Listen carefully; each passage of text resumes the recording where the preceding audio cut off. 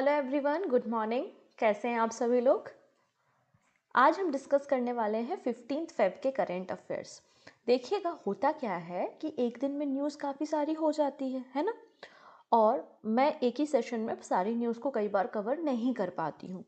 जैसे कि अभी हमारा जैसे आईपीएल होता है, इस साल हमारा डब्ल्यूपीएल भी होना है। और डब्ल्यूपीएल के जो फीमेल क्रिकेटर हैं उनकी बिडिंग शुरू हो गई है। और आप लोग ने न्यूज़ में देखा होगा कि स्मृति मंदाना सबसे महंगी खिलाड़ी बन गई है जिनको डब्ल्यूपीएल में बिड किया गया है ना। और आरसीबी ने उनके लिए बिडिंग की है, तो ये एक न्यूज़ हो गई। ठीक है, आप लोग ने इसको हो सकता है न्यूज़पेपर में पढ़ा हो, मैंने भी पढ़ा है, मैंने भी सुना है।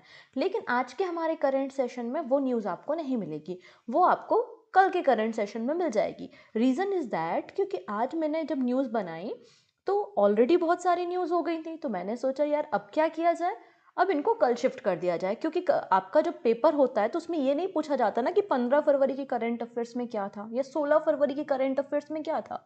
करंट अफेयर्स तो करंट अफेयर्स होता है, राइट ना। तो इसलिए अगर कोई न्यूज़ एक आध दिन आगे पीछे हो जाए तो थोड़ा मैनेज कर लिया करो, ठीक है ना। क्योंकि कुछ स्टूडेंट्स होते हैं वो कमेंट करते तो पुरानी न्यूज़ हो गई। करंट अफेयर्स पुराना होता है क्या, बताइए। करंट अफेयर्स पुराना होता है। टर्की और सीरिया में अर्थक्वेक आया था, ये करंट अफेयर्स था। तो अर्थक्वेक आए काफ़ी दिन हो गए, तो क्या ये न्यूज़ पुरानी हो गई? नहीं। न्यूज़पेपर में जो कोई डेट के अकॉर्डिंगली क्वेश्चन पेपर नहीं फ्रेम करता, राइट। तो आप इस बात को थोड़ा सा याद रखें, सारी न्यूज़ आपकी कवर हो जाएंगी। कोई भी न्यूज़ आपकी एग्जाम से मतलब ऐसी नहीं जाएगी कि आपको मैंने पढ़ाई ना हो और वो एग्जाम में पूछ ली गई हो। क्योंकि जो बच्चों के कमेंट्स आते हैं उन्होंने हमें बताया है कि जो मैंने उनको करंट अफेयर्स सिखाए हैं, हमने यहाँ पे डिस्कस किए हैं, वही करंट अफेयर्स उनके क्वेश्चन पेपर में देखे गए हैं। तो इसलिए बिल्कुल निश्चिंत हो जाइए। आप कोई भी वनडे एग्जाम की तैयारी कर रहे हो, चाहे वो रेलवे हो, एसएससी हो, स्टेट पीसीएस एग्जाम हो, कोई भी वनडे एग्जाम की अगर आप तैयारी कर रहे हैं तो उनके लिए सारे करंट अफेयर्स आपको यहाँ पर मिल जाएंगे। बस आपको उनको पढ़ना है, नोट्स बनाने हैं, क्वेश्चन सॉल्व करने हैं, क्विज सॉल्व करने हैं। और टेलीग्राम को ज्वाइन भी कर सकते हैं। टेलीग्राम में डेली क्विज अपलोड होता है, तो उन क्वेश्चंस को भी आप अटेंड कर सकते हैं। फिर वीकली सीए होता है, वहाँ पर भी आप क्विज को अटेंड कर सकते हैं। और नोट्स अगर आप नहीं बना रहे हैं तो कोई दिक्कत नहीं है, आप टेलीग्राम को ज्वाइन कर लीजिए, तो आपको करंट अफेयर्स की पीडीएफ फ्री ऑफ कॉस्ट वहाँ से मिल जाती है। बस आपको रिवाइज करना है, क्योंकि सारे करंट अफेयर्स हो सकता है मैंने जो कल पढ़ाया हो वो सारी की सारी न्यूज़ आज मुझे याद ना हो। क्योंकि हमारी कोई कंप्यूटर मेमोरी तो होती नहीं है ना, चीज़ें थोड़े समय के साथ हमें याद होती है। तो रिवीजन ही एक चीज़ है जो आपको सारे सीए याद करने में आपकी मदद करेगा। तो मैं आपसे रिक्वेस्ट करूँगी बार बार रिवाइज कीजिए, जिससे आपको करंट अफेयर्स तैयार हो जाए। फिर कुछ बच्चों के कमेंट्स आते कितना करंट अफेयर्स पढ़े, तो मिनिमम 1 ईयर, 1 साल का। जब आपका एग्जाम होने वाला है, मान लेते हैं मार्च में एग्जाम है, तो फरवरी तक है ना, फरवरी तक के पूरे करंट अफेयर्स, फरवरी से लेके फरवरी तक, तो 1 साल का पूरा करंट अफेयर्स आपको पता होना चाहिए क्या देश दुनिया जगत में हुआ है। ठीक है, तो मिनिमम 1 ईयर का करंट अफेयर्स आप किसी भी एग्जाम के लिए प्रिपेयर कर सकते हैं। अब कुछ बच्चे यूपीएससी वाले होते हैं, तो यूपीएससी वालों को मैं कहूँगी कि वो आंसर राइटिंग पे थोड़ा सा फोकस करें, और उनको जो क्वेश्चंस आते हैं वो स्टेटमेंट वाले क्वेश्चंस आते हैं। तो आपको हर एक मुद्दे की समझ थोड़ी ज़्यादा होनी चाहिए, है ना। इंटरनेशनल कवरेज पे आप थोड़ा ज़्यादा ध्यान दें। लेकिन हाँ, 1 साल के ये जो करंट अफेयर्स हम पढ़ रहे हैं ये तो आपके लिए फ़ायदेमंद होंगे ही। तो आई थिंक सभी बच्चों के क्वेश्चंस के आंसर आपको यहाँ पर मिल गए होंगे। ओके, और कोई डाउट है और कोई क्वेश्चन है तो आप कमेंट में बताइएगा, कोशिश करूंगी मैं आप लोगों को रिप्लाई करने की। ओके, सो स्टार्ट कर लें आज का करंट अफेयर्स। तो हम बात करेंगे 15 फरवरी के करंट अफेयर्स के बारे में। सबसे पहली न्यूज़ हमारे पड़ोसी से। हमारा एक बहुत ही शानदार सा पड़ोसी है जो कि हमारे कारण ही बना है, जिसका नाम है बांग्लादेश। ठीक है, बांग्लादेश के 22वें नंबर के राष्ट्रपति चुन लिए गए हैं, और जिनका नाम है Mohammed Shahabuddin Chuppu. Mohammed Shahabuddin Chuppu elected as the 22nd president of Bangladesh. Bangladesh के 22वें नंबर के राष्ट्रपति चुने गए हैं मोहम्मद शहाबुद्दीन चुप्पू को। ये अवामी लीग से बिलोंग करते हैं, और इनके अपोजिशन में कोई और नॉमिनेशन नहीं था।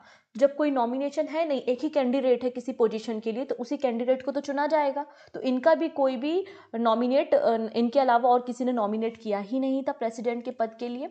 आवामी लीग से ये बिलोंग करते हैं, और ये किसे रिप्लेस करेंगे, ये मोहम्मद अब्दुल हामिद को रिप्लेस करेंगे। मोहम्मद अब्दुल हामिद जी हैं, उनका टेन्योर 23 अप्रैल को ख़त्म हो जाएगा।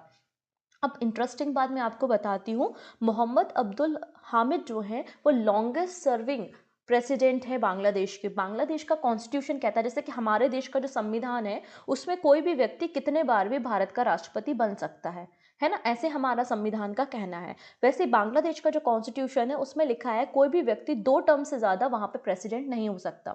तो मोहम्मद अब्दुल हामिद के 2 टर्म कंप्लीट हो गए हैं 5-5 साल के, है ना, तो अब तीसरी बार तो ये बन नहीं सकते प्रेसिडेंट, तो इसलिए अब इनकी जगह पे मोहम्मद शहाबुद्दीन चुप्पू जो है वो 22वें नंबर के राष्ट्रपति होंगे बांग्लादेश के। क्लियर हो गई सारी चीज़ें। चलो अगली न्यूज़ के ऊपर डिस्कशन करते हैं। इनको आप लोग ने कई बार न्यूज़ में देखा होगा। कौन है ये हैं former German chancellor Angela Merkel. कौन है ये? एंजेला मार्कल, जो कि जर्मनी की पूर्व चांसलर रह चुकी हैं। इन्हें यूनेस्को पीस प्राइज दिया गया है आइवरी कोस्ट में। जब नॉमिनेशन गया था इनका तब भी मैंने करंट अफेयर्स में ये न्यूज़ आपको डिस्कस की थी। अब फाइनली इनको आइवरी कोस्ट में यूनेस्को पीस प्राइज दिया गया है। ठीक है, क्यों दिया गया है, क्या काम किया इन्होंने, उसके ऊपर हम चर्चा कर लेते हैं। तो देखो 2015 में एक बहुत बड़ा सीवियर क्राइसिस आया था। वो क्राइसिस ये था कि बहुत सारे जो सीरिया में वॉर चल रहा था और जो सीरिया और मिडिल ईस्ट में जो भी कॉन्फ्लिक्ट चल रहे थे उसके कारण बहुत सारे लोग जो है वो माइग्रेट हो रहे थे, यूरोप की तरफ आ रहे थे। तो यूरोप के बाकी जो शहर है, बाकी सारी जो कंट्रीज़ है, उन्होंने अपने दरवाजे बंद कर दिए थे कि नहीं भाई, हम माइग्रेट्स को एंट्री नहीं देंगे, रिफ्यूजीज़ को एंट्री नहीं देंगे। बट जर्मनी ने अपने दरवाजे खोले और कहा कि रिफ्यूजीज़ वेलकम है। 2015 की ये घटना है, ठीक है ना। इन्होंने 2015 में 1.2 मिलियन रिफ्यूजीज़ को जो है एक्सेप्ट किया था, जो कि सीरिया, इराक, अफगानिस्तान, इरिट्रिया से माइग्रेट होकर आए थे। तो इसलिए इनको यूनेस्को पीस प्राइज दिया है। तो याद रखेंगे, जर्मनी की फॉर्मर चांसलर रही हैं एंजेला मार्कल, जिनको यूनेस्को पीस प्राइज दिया गया है आइवरी कोस्ट में। ठीक है, चलिए अब बात करते हैं institute of chartered account of India, ICAI। ICAI के प्रेसिडेंट और वाइस प्रेसिडेंट चुने गए हैं फॉर द टर्म ऑफ 2023-24। तो ICAI के प्रेसिडेंट किसे बनाया गया है? अनिकेत सुनील तलाटी। अनिकेत सुनील तलाटी को प्रेसिडेंट बनाया गया है ICAI का। वहीं वाइस प्रेसिडेंट कौन बने हैं? रंजीत कुमार अग्रवाल। तो ये दो नाम आपको याद रखने हैं। थोड़ी सी बातें मैं आपको बता देती हूँ यहाँ पर। तो अनिकेत सुनील तलाटी जो है वो ICA के प्रेसिडेंट होंगे। ICA के अध्यक्ष के रूप में इन्हें चुना गया है फॉर द टर्म 2023-24 और इनका टेन्योर जो है वो 12 फरवरी से इफेक्ट में आ गया है। वहीं वाइस प्रेसिडेंट रंजीत कुमार अग्रवाल को चुना गया है। ठीक है, अब ये ICAI होता क्या है? तो जैसा कि आपको बताया मैंने यहाँ पे, ICAI आपका institute of chartered account of India होता है। ठीक है, जो कि एक स्टैचुरी बॉडी है। स्टैचुरी बॉडी है, इसका मतलब जो चार्टर्ड अकाउंटेंट एक्ट आया था 1949 में, उसी एक्ट से ICAI का फॉर्मेशन हुआ है। तो ICAI का फॉर्मेशन जो है वो 1 जुलाई 1949 को हुआ है। 1 जुलाई 1949 को चार्टर्ड अकाउंटेंट एक्ट 1949 के अंतर्गत ICAI का फॉर्मेशन किया गया है। ठीक है, चलिए अब मैंने कुछ दिन पहले आपको बताया था नए सुप्रीम कोर्ट के जजेस की अपॉइंटमेंट हुई थी और जो मैक्सिमम स्ट्रेंथ है हमारे सुप्रीम कोर्ट की 34 जजेस की, तो हमारी मैक्सिमम स्ट्रेंथ पहुंच चुकी है। अब बात हो रही है यहाँ पे 4 हाई कोर्ट के मुख्य न्यायाधीश की अपॉइंटमेंट भी हुई है और अपॉइंटमेंट को अप्रूव भी कर दिया गया है यहाँ पे ministry of law and justice. ये किरण रिजिजू जी आपको तस्वीर में दिखाई दे रहे हैं। So government appoints chief justice of 4 high court. सरकार द्वारा उच्च न्यायालयों के मुख्य न्यायाधीशों की नियुक्ति की गई है 4 हाई कोर्ट्स के। कौन कौन से हैं वो जरा हम देख लेते हैं। तो पहली है जस्टिस सोनिया गुकानी। जस्टिस सोनिया गुकानी जो है, इन्हें chief justice of Gujarat high court बनाया गया है। ठीक है, chief justice of Gujarat high court बनाया गया है। और जब से गुजरात हाई कोर्ट इंसेप्शन में आया है 1960 के अकॉर्डिंग, तो ये पहली वीमेन जज हेड बनी है। पहली वीमेन जज हेड बनी है गुजरात हाई कोर्ट की। ठीक है, जस्टिस आपको याद रखना है Sonia ji Gokani chief justice of Gujarat high court बनी है। नेक्स्ट बात करते हैं यहाँ पे जस्टिस संदीप मेहता। जस्टिस संदीप मेहता जो है वो chief justice of Guwahati high court बने हैं। जस्टिस जसवंत सिंह, ये त्रिपुरा के हाई कोर्ट के चीफ जस्टिस बने और अगली जो अपॉइंटमेंट है उसको आप लिखेंगे VVIP, मतलब वेरी वेरी इंपॉर्टेंट। ठीक है, justice N Kotiswar Singh. Justice N Kotiswar Singh chief justice बने हैं Jammu and Kashmir and Ladakh high court के। ठीक है। लेकिन यहाँ पर ये जस्टिस जसवंत सिंह जो हैं और जस्टिस सोनिया जो हैं, इनका टेन्योर बहुत कम, 10 दिन 2 हफ्ते का ही रहने वाला है, क्योंकि जस्टिस जसवंत सिंह जो हैं वो केवल 10 दिन के लिए अपने ऑफिस पर रहने वाले हैं।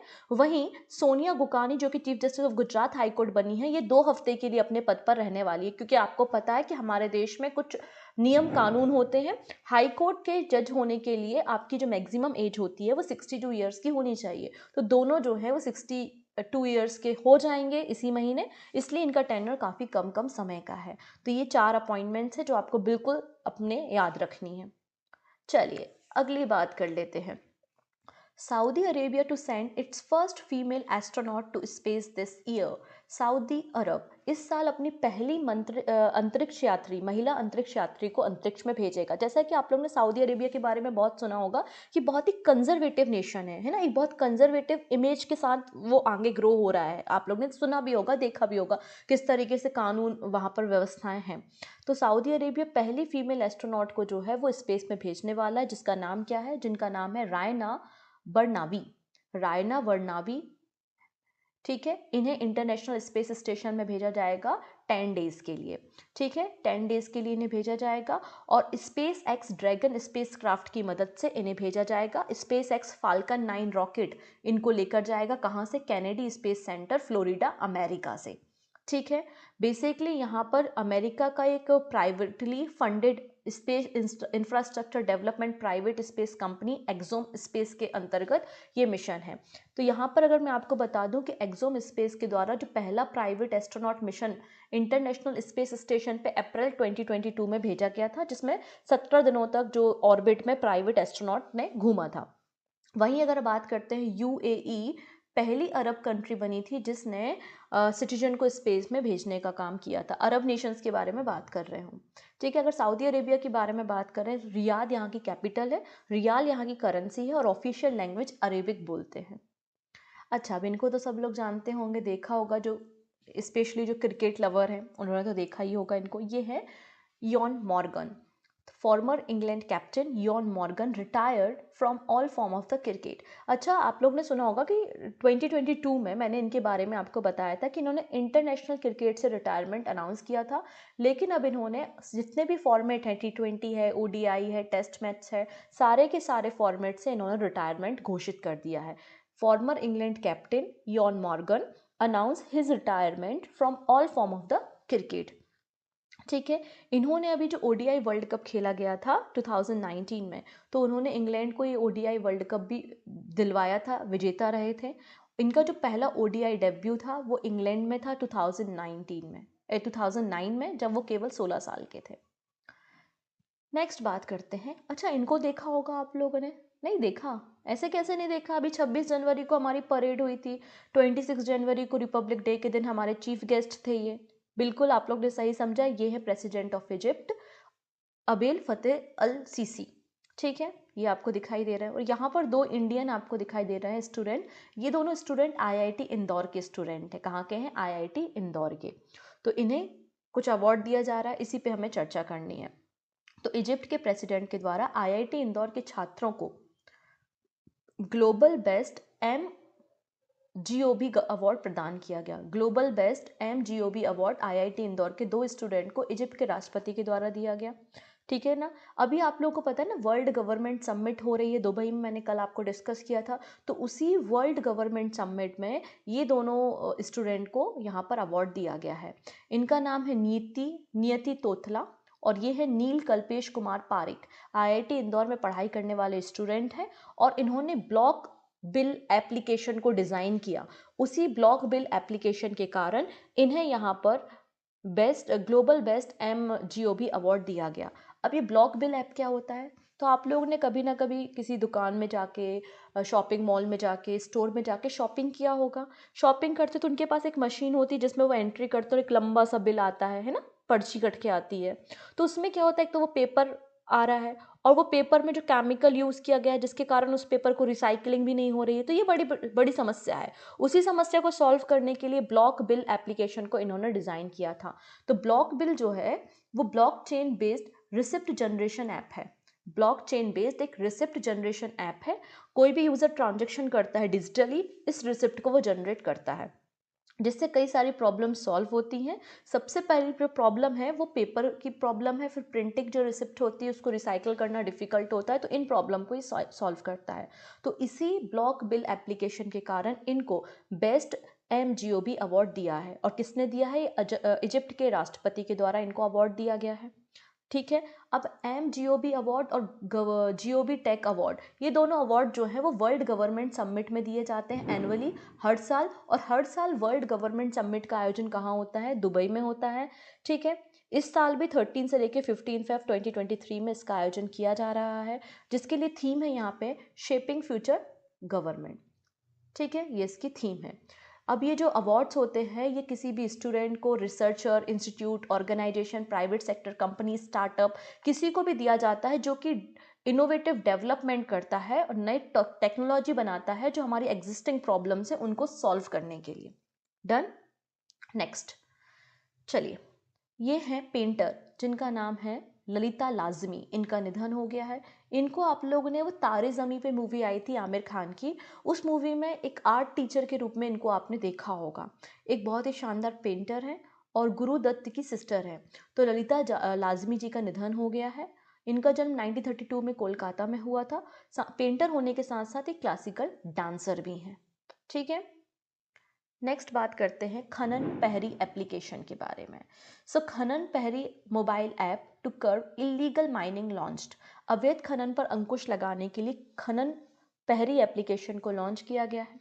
ठीक है। खनन पहरी एप्लीकेशन के साथ एक वेब एप्लीकेशन को भी लॉन्च किया गया है जिसका नाम है coal mine surveillance and management system. Coal mine surveillance and management system, इन दोनों को लॉन्च किया गया है। तो सबसे पहले ये जो coal mine surveillance and management system है ये क्या करेगी? तो इसके ज़रिए जो इलीगल माइनिंग होती है उसके अगेंस्ट आप जो है कंप्लेंट कर सकते हैं, जिस पे कार्रवाई की जाएगी। ठीक है ना। और जो इलीगल माइनिंग को यहाँ पे मॉनिटर करने के लिए ये वेब एप्लीकेशन को लॉन्च किया गया है। वहीं खनन पहरी जो है एक मोबाइल एप्लीकेशन है, मिनिस्ट्री ऑफ कोल के द्वारा इसको तैयार किया गया है, जिसमें इलीगल कोल माइनिंग को रिपोर्ट कर सकते हैं। ठीक है। तो इस तरीके से 2 एप्लीकेशन यहाँ पे लॉन्च हुई हैं। नेक्स्ट बात करते हैं strict anti copying law comes into force in Uttarakhand. तो उत्तराखंड में सख्त नकल विरोधी कानून लागू हो गया है। एक्चुअली हुआ क्या था, अभी कुछ समय पहले UKPSC, अभी देखो राजस्थान में भी पेपर लीक हुआ था, और पेपर लीक होना एक बहुत ही क्रिटिकल मुद्दा बन गया है हमारे पूरे देश में, क्योंकि इतने समय बाद कोई वैकेंसी आती है, उसके बाद उसका पेपर लीक हो जाता है, फिर दूसरा बार पेपर कंडक्ट कराने में ही सालों गुजर जाते हैं। मतलब एक बेरोजगार व्यक्ति कई सालों तक बेरोजगार रहता है ये सारी एक्टिविटीज़ के कारण। तो पेपर लीक, चीटिंग करना, पेपर की कॉपी करना, ये सब बड़ी ही कॉमन मुद्दे हो चुके हैं हमारे देश के हर एक स्टेट में, नॉट ओनली उत्तराखंड, राइट। तो हुआ क्या था, UKPSC में पेपर लीक हुआ था और उसके कारण एग्ज़ाम जो है वो कैंसिल हो गया था। तो उसी कैंसिल हुए एग्ज़ाम के बाद यहाँ पे उत्तराखंड गवर्नमेंट ने सोचा हमें एक स्ट्रिक्ट कानून बनाने की ज़रूरत है, और उन्होंने अपना प्रपोजल जो है वो लेफ्टिनेंट गवर्नर गुरमीत सिंह को दिया था। और गुरमीत सिंह जी ने उस अप्रूवल उस जो उन्होंने नोटिफिकेशन दिया था उसको अप्रूव कर दिया है और एक लॉ फोर्स में आ गया है। तो strictest anti copying law of India has come into the force in Uttarakhand. Uttarakhand में सख्त नकल विरोधी कानून को लागू कर दिया गया है। It is termed as Uttarakhand competitive examination ordinance 2023। इसको नाम क्या दिया है? Uttarakhand competitive examination ordinance 2023। इसमें बात क्या क्या की जा रही है, अगर कोई भी व्यक्ति, जैसे कोई स्टूडेंट है, स्टूडेंट चीटिंग करता है या फिर पेपर लीक कराने वाली जो एजेंसी है, पेपर जो लीक करा रहे उनके साथ अगर एसोसिएटेड है, उनके साथ अगर मिला हुआ है, तो उसको 10 सालों के लिए, उस स्टूडेंट को 10 सालों के लिए एग्ज़ाम से बैन कर दिया जाएगा, पहली चीज़। और जो पेपर लीक कराते हैं तो उन पे 10 करोड़ रुपए तक का फाइन और 10 साल की जेल तक होने के क्लॉजेज यहाँ पे एड ऑन किए गए हैं। ठीक है। तो एक अच्छा कानून है बेसिकली ये। नेक्स्ट बात करते हैं यहाँ पर हम आदि महोत्सव के बारे में। आदि महोत्सव को इनॉग्रेट कर रहे हैं 16 फरवरी को प्राइम मिनिस्टर नरेंद्र मोदी नई दिल्ली में। प्रधानमंत्री मोदी 16 फरवरी को नई दिल्ली में राष्ट्रीय आदि महोत्सव का उद्घाटन करेंगे। कहाँ पर? Major Dhyanchand stadium, new Delhi में। 15 डेज तक चलने वाला ये आपका फेस्टिवल है आदि महोत्सव। और आदि महोत्सव फेस्टिवल जो है वो मिनिस्ट्री ऑफ ट्राइबल अफेयर्स के द्वारा आयोजित किया जाता है। तो पहला क्वेश्चन, आदि महोत्सव कहाँ हो रहा है? तो मेजर ध्यानचंद नेशनल स्टेडियम नई दिल्ली में। कितने दिन तक चलने वाला फेस्टिवल है? तो 15 डेज तक चलने वाला ये फेस्टिवल है। अच्छा, इस फेस्टिवल को कंडक्ट कौन कराता है? तो मिनिस्ट्री ऑफ ट्राइबल अफेयर्स के द्वारा इसको कंडक्ट कराया जाता है। तो आप देख सकते हैं अर्जुन मुंडा जो है वो मिनिस्ट्री ऑफ ट्राइबल अफेयर्स को संभालते हैं।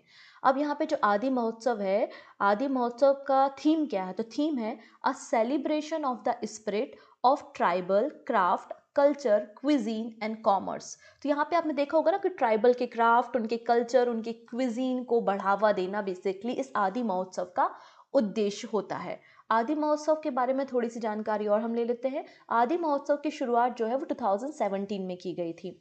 It is a national tribal festival and joint initiative of union ministry of tribal affairs and tribal corporative marketing development federation of India, जिसको ट्राइफेड कहते हैं। तो ट्राइफेड और ट्राइबल अफेयर्स मिनिस्ट्री के द्वारा ज्वाइंटली आदि महोत्सव का आयोजन किया जाता है, इसे ऑर्गेनाइज किया जाता है 2017 से, जिसमें ट्राइबल कम्युनिटी के डाइवर्स क्राफ्ट कल्चर को शोकेस किया जाता है। अगर हम ट्राइफेड के बारे में बात करते हैं, tribal corporative marketing development federation of India, इसका फॉर्मेशन 1987 में हुआ था और इसका एडमिनिस्ट्रेशन कंट्रोल जो है वो मिनिस्ट्री ऑफ ट्राइबल अफेयर्स के हाथ में ही होता है। नई दिल्ली में इसका हेड ऑफिस है और 13 इसके रीजनल ऑफिस भी हैं। चलिए, ये डबल डेकर बस। अच्छा, आप लोग ने हैरी पॉटर मूवी देखी है क्या? मेरी तो फेवरेट है। तो हैरी पॉटर में एक सीन होता है ना, उसमें भी डबल डेकर बस होती है और एकदम पतली हो जाती है कभी कभी वो ऐसी जादुई बस। तो मुझे तो ये बस देख के ना उसी की याद आती है। जब मैं मुंबई में भी इन बसेस को चलते हुए देखती हूँ ना, तो मैं सबसे पहले यही बोलती हूँ ये हैरी पॉटर वाली बस है।